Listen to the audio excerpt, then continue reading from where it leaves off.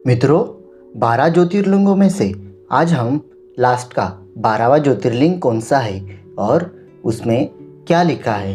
12वां ज्योतिर्लिंग घुश्मेश्वर ज्योतिर्लिंग है। उसमें उसका महात्म्य क्या है, उसका चरित्र वर्णन क्या है और किस प्रकार उस घुश्मेश्वर ज्योतिर्लिंग की स्थापना हुई है। हमने टोटल 12 ज्योतिर्लिंगों के ऊपर वीडियो बनाए हैं। अगर आपने वो वीडियो देखे नहीं हैं तो नीचे डिस्क्रिप्शन में आपको सारे ज्योतिर्लिंगों के लिंक मिल जाएंगे, उस पर जाकर आप देख सकते हो। आज का ज्योतिर्लिंग घुश्मेश्वर ज्योतिर्लिंग, उसका महात्म्य, किस प्रकार उस ज्योतिर्लिंग की स्थापना हुई है और उसका महात्म्य क्या है, आज की इस वीडियो में हम देखेंगे। तो मित्रों, ऐसे ही सभी सवालों के लिए आज की इस वीडियो को बिल्कुल भी स्किप मत कीजिएगा और पूरा देखिएगा। नमस्कार और स्वागत है आपका धर्मश्री विज्ञान पर फिर से एक बार। और चलिए आज की इस न्यू वीडियो को शुरू करते हैं।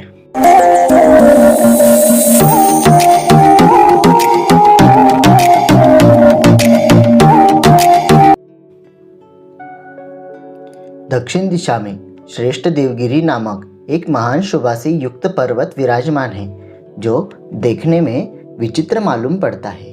उसके समीप भारद्वाज के कुल में उत्पन्न हुआ महान वेदवत्ता सुधर्मा नामक कोई ब्राह्मण रहता था।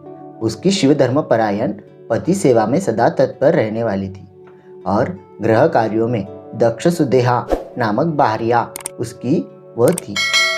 श्रेष्ठ ब्राह्मण सुधर्मा वह देवता और अतिथि का पूजन करने वाला था। वेद मार्ग के ऊपर अपने अनुसार आचरण करने वाला और अग्निहोत्र में नित्य तत्पर रहने वाला था। इस प्रकार धर्माचरण करते हुए उस ब्राह्मण की बहुत सी आयु बीत गई थी, किंतु उसे पुत्र उत्पन्न नहीं हुआ था और उसकी स्त्री का ऋतुकाल भी निष्फल होता गया था। तब भी तत्व के ज्ञाता उस ब्राह्मण को थोड़ा सा भी दुख नहीं हुआ था। आत्मा ही अपना उद्धार करने वाला है और वही अपने को पवित्र करने वाला भी है, ऐसा वह मन में विचार करके वह ब्राह्मण दुखित नहीं होता था। किंतु सुदेहा को पुत्र उत्पन्न न होने का बहुत बड़ा दुख होता था। वह अपने पति से पुत्र उत्पन्न करने के लिए प्रयत्न करने की नित्य प्रार्थना करती थी। वह ब्राह्मण अपनी स्त्री को डांट कर कहता था कि पुत्र क्या करेगा, कौन किसकी माता और कौन किसका पुत्र है, कौन भाई और कौन मित्र है, ऐसा वह अपनी सुदेहा पत्नी को कहता था। किसी समय सुदेहा सखियों के गोष्ठी में सम्मिलित होने के लिए अपने पड़ोसी के घर गई। वहीं पर परस्पर उनके आपस में वाद विवाद होने लगा। उस पड़ोसी को स्त्री ने नारी स्वभाव के कारण उस ब्राह्मण पत्नी सुदेहा को धिक्कारते हुए बहुत कटु वचन बोले गए। तब वह उस सुदेहा को अपने मन में वह बात बहुत चुभते रहे थे। इस प्रकार उन स्त्रियों के द्वारा अपमानित किया गया वह दुखी होकर सुदेहा अपने घर आकर अपने पति से आदरपूर्वक उनको सारी बातें कही। तब भी उस बुद्धिमान को कुछ दुख नहीं हुआ। उसने कहा, हे प्रिय, जो उन्होंने कहा है कहने दो, जो होनार है वही होता है। उस प्रकार उसने बारंबार सुदेहा को समझाया था, किंतु तब भी उसका दुख दूर नहीं हुआ। वह पुनः अपने पुत्र के लिए आग्रह करने लगी थी अपने पति के पास। आप मेरे प्रिय हैं, चाहे जिस किसी भी उपाय से आप पुत्र उत्पन्न करना चाहे वह कर सकते हैं, अन्यथा मैं अपना शरीर त्याग दूंगी, ऐसा वह सुदेहा बोली। सुदेहा आगे बोलती है, अब इतना सब कुछ कहने के बाद आप समझ नहीं रहे हैं तो मैं आपसे एक बात कहना चाहती हूँ। मुझसे अगर पुत्र उत्पन्न नहीं होगा तो आप मेरे आग्रह से दूसरा विवाह कर लीजिए। उस स्त्री से आपको निश्चय ही पुत्र होगा, इसमें संशय नहीं है। सुधर्मा बोला, तुम्हारा तथा और मेरा समस्त दुख निश्चित रूप से दूर हो गया है, इसलिए तुम अब मेरे धर्म में विघ्न मत करो, ऐसे वह सुधर्मा बोला। फिर उसके बाद तब इस प्रकार ब्राह्मण के द्वारा मना किए जाने पर वह सुदेहा ने अपनी माता की पुत्री अर्थात अपनी बहन को घर लाकर पति से कहा, आप इससे विवाह कर ले। वह सुधर्मा की बहन थी। सुधर्मा बोले, ऐसा इस समय तो तुम कह रही हो कि यह मेरी पत्नी है, किंतु जब यह पुत्र उत्पन्न कर लेगी तब तुम इससे ईर्ष्या करने लगेगी।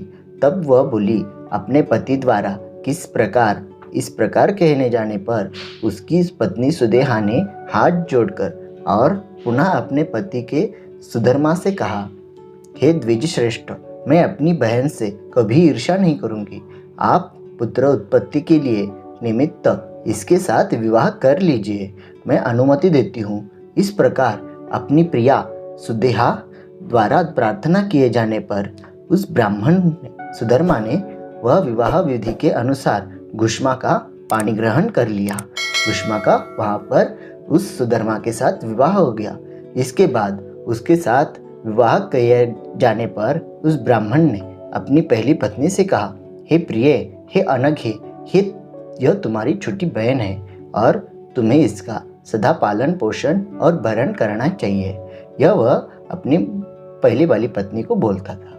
उसकी जो छोटी पत्नी थी वह अपनी बहन की आज्ञा प्राप्त करके नित्य 101 पार्थिव शिवलिंगों का निर्माण करती थी और वह घुष्मा विधि पूर्वक षोडशोपचार से पूजन करके आपस में स्थित तालाब में वह उन्हें विसर्जित कर देती थी।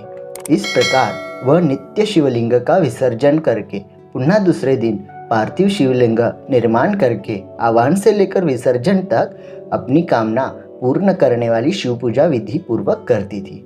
इस प्रकार नित्य शिव पूजन करते हुए उसकी सभी कामनाओं को फल प्रदान करने वाली 1,00,000 पार्थिव संख्या पूरी हो गई।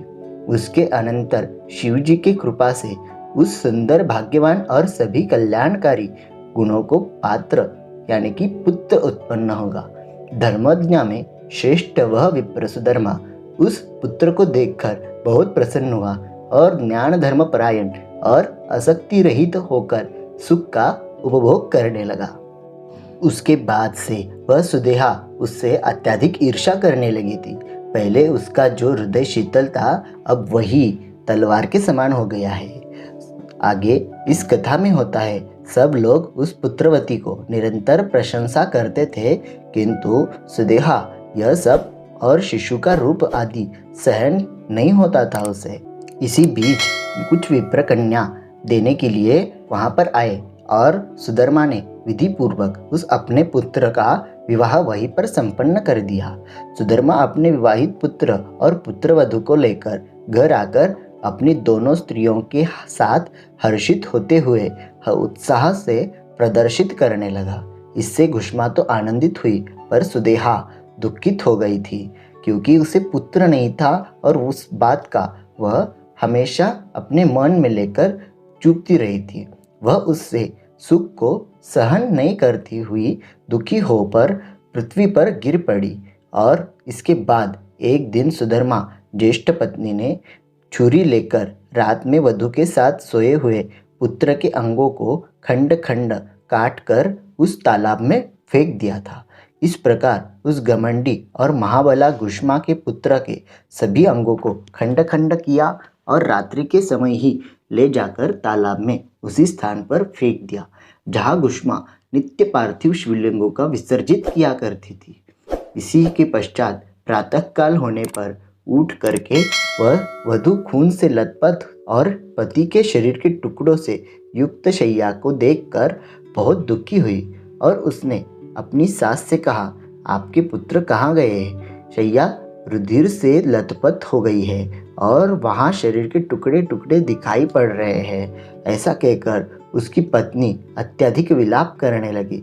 तब ज्येष्ठा सुदेहा वह भी बाहर से दुख प्रकट करने लगी और भीतर से प्रसन्न हुई थी और वह दुखित होकर बोली, हाय, मैं तो निश्चय ही मर गई। वह घुष्मा अपनी पुत्रवधू को दुख को सुनकर भी नित्य पार्थिव पूजन पर व्रत से विचलित नहीं हुई। उसका मन पुत्र शोक से थोड़ा सा भी उत्कंठित नहीं हुआ और उसका पति भी जब तक व्रत विधि समाप्त नहीं हुई तब तक वैसा ही रहा था। उस घुष्मा ने कुछ भी दुख नहीं प्रकट किया। जिन्होंने यह पुत्र दिया है वे ही इसकी रक्षा भी करेंगे। वे भक्तवत्सल काल के भी काल है और सज्जनों की रक्षा करने वाले कहे गए हैं।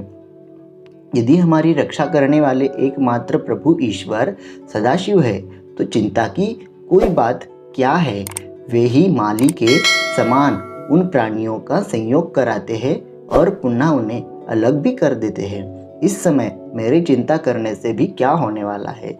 इस तत्व का विचार करके वह दुखी नहीं हुई और शिवजी का ध्यान करके धैर्य धारण किया रहा। स्थिर रचित और होकर वहां पर पूर्व की भांति पार्थिव शिवलिंगों का लेकर शिव के नामों का उच्चारण करती हुई वह सरोवर के तट पर गई।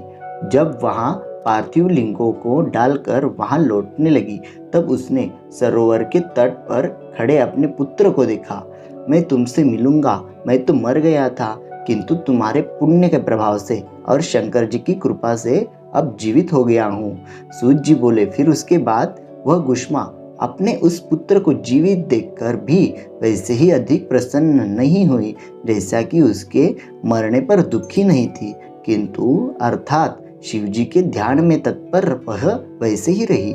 इसी समय वह संतुष्ट हुए ज्योति स्वरूप सदाशिव शीघ्र प्रकट हो गए और उससे कहने लगे, मैं प्रसन्न हूँ, तुम वर मांगो गुष्मा।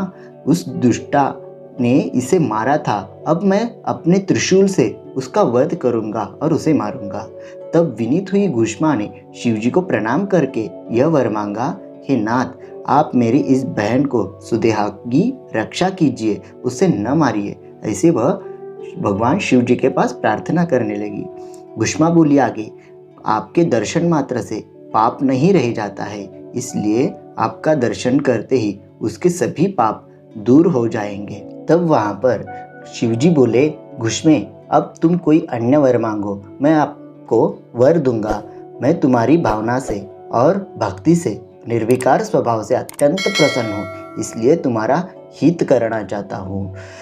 उनका यह वचन सुनकर उसने कहा, यदि आप मुझे वर देना ही चाहते हैं तो आप संसार की रक्षा के लिए उस निमित्त मेरे नाम से यहीं पर स्थित हो जाइए।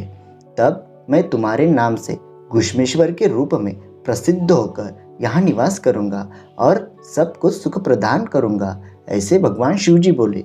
इसके पश्चात यहाँ पर मेरा गुष्मेश्वर नामक शुभ ज्योतिर्लिंग प्रसिद्ध होगा और यह सरोवर सदा सभी लिंगों को निवास स्थान हो जाएगा। इसलिए यह शिवालय नाम से तीनों लोकों में प्रसिद्ध होगा। यह सरोवर दर्शन मात्र से सदा सभी कामनाओं को पूर्ण करने वाला होगा। तो मित्रों, इस प्रकार गुष्मेश्वर ज्योतिर्लिंग की स्थापना हुई और इस प्रकार गुष्मा के नाम से गुष्मेश्वर ज्योतिर्लिंग वहाँ पर प्रसिद्ध हो गया। तो मित्रों, उम्मीद करते हैं कि आज की ये वीडियो आपको पसंद आई होगी। अगर आई हो तो नीचे कमेंट करके अवश्य बताइएगा और ऐसे ही आध्यात्मिक और धार्मिक जानकारी के लिए अपने YouTube चैनल धर्मश्री विज्ञान को सब्सक्राइब कर ले और फेसबुक पर देखने वालों लाइक कीजिए हमारे फेसबुक पेज को। फिलहाल आज के लिए बस इतना ही, मिलते हैं अगले वीडियो में। तब तक के लिए जय हिंद, जय भारत।